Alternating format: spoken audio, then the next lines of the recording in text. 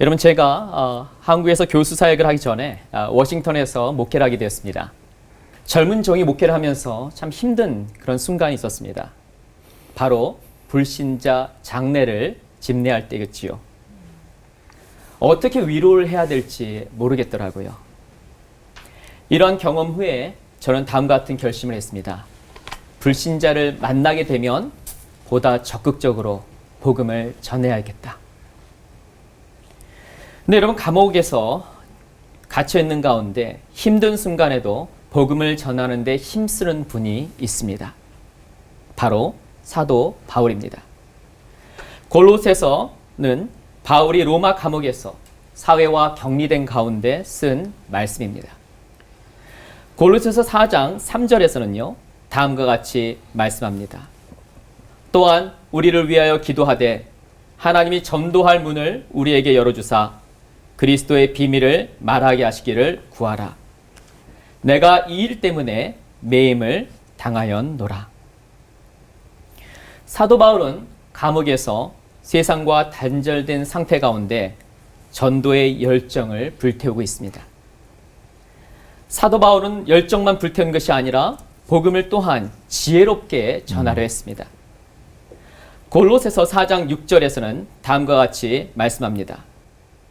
너희 말을 항상 은혜 가운데서 소금으로 맛을 냄과 같이 하라. 그리하면 각 사람에게 마땅히 대답할 것을 알리리라.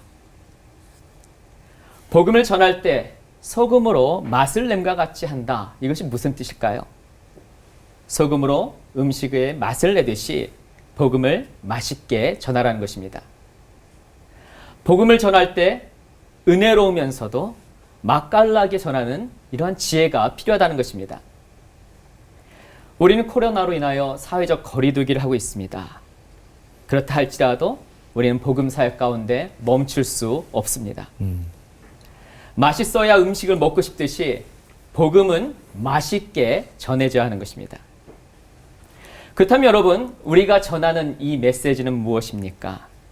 골로새서 4장 3절에서는 그리스도의 비밀이라고 말하고 있습니다. 이것이 바로 영혼의 치료제, 복음입니다.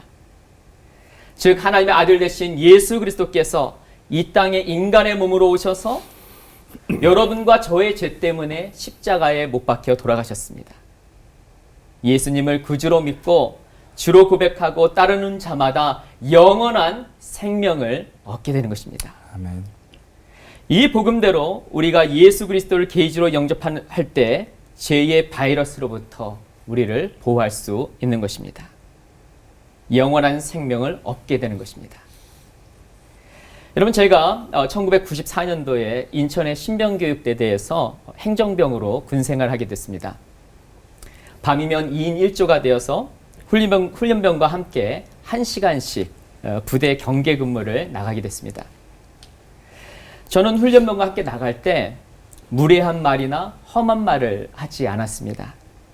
그리고 오히려 친절하게 애로사항이 무엇인가를 묻고 또한 대답을 듣게 되었습니다.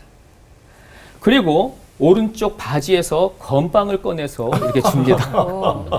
마음의 문이 열리지요. 그래도 안 열리면 비장의 무기를 꺼냅니다. 오른쪽에서 또한 꺼내는데 그것이 바로 초코파이입니다. 아이고. 그러다 보면은 마음의 문이 굉장히 열리게 돼요. 그리고 나서 제가 사형리를 꺼내서 복음을 전합니다. 이렇게 주의 은혜로 복음을 듣고 많은 훈련병들이 예수님을 개인의 구주로 영접하게 되었습니다. 군대를 제대하기 전에 제가 한번 세어보니까요, 100명이 넘는 사람들이 구원을 받게 되었습니다. 와우. 제가 군대라는 상황에 따라 맛있게 복음을 전했더니 군인들이 맛있는 복음을 듣고 영원한 생명을 경험하게 된 것입니다. 우리 올포원의 시청자 여러분, 우리는 지금 코로나로 힘든 시간을 통과하고 있습니다. 많은 분들이 사회적 단절로 인하여 깊은 외로움을 느끼고 있어요.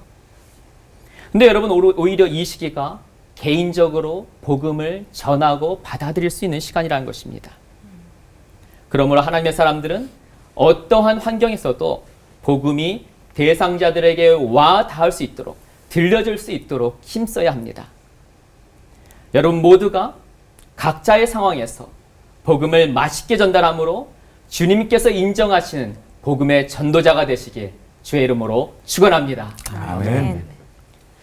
하나님 아버지, 한국교회가 코로나의 폭풍을 만나게 되었습니다. 교회가 복음으로 다시 일어나게 하여 주시옵소서.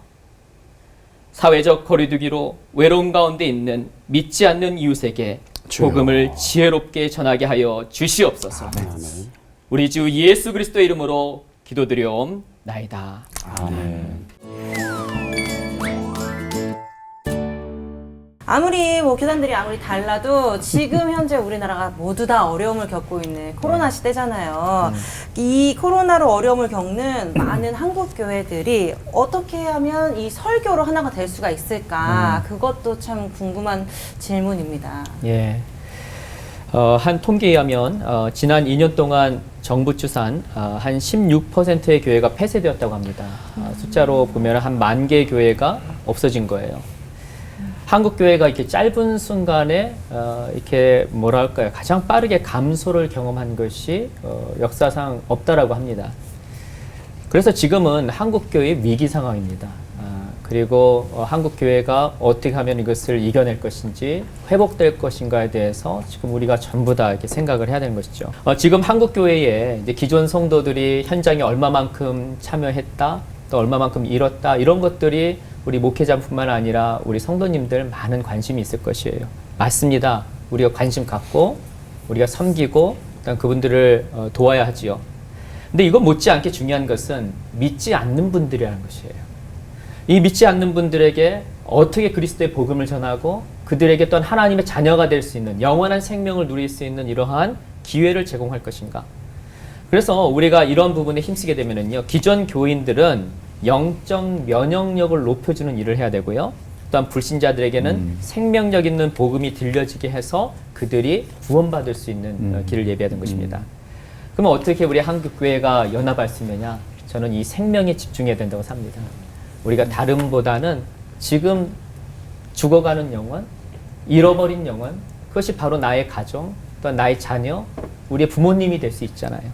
생명을 살리는데 우리가 어떻게 남의 일로 볼 수가 있습니까? 이때는 우리 한국 교회의 모든 교단, 모든 성도들이 하나 되어서 영혼을 구원하는데, 잃어버린 영혼을 주 앞에 인도하는데 하나 된다면은 우리 교단, 우리 한국 교회는 하나 될 수 있다고 봅니다. 네.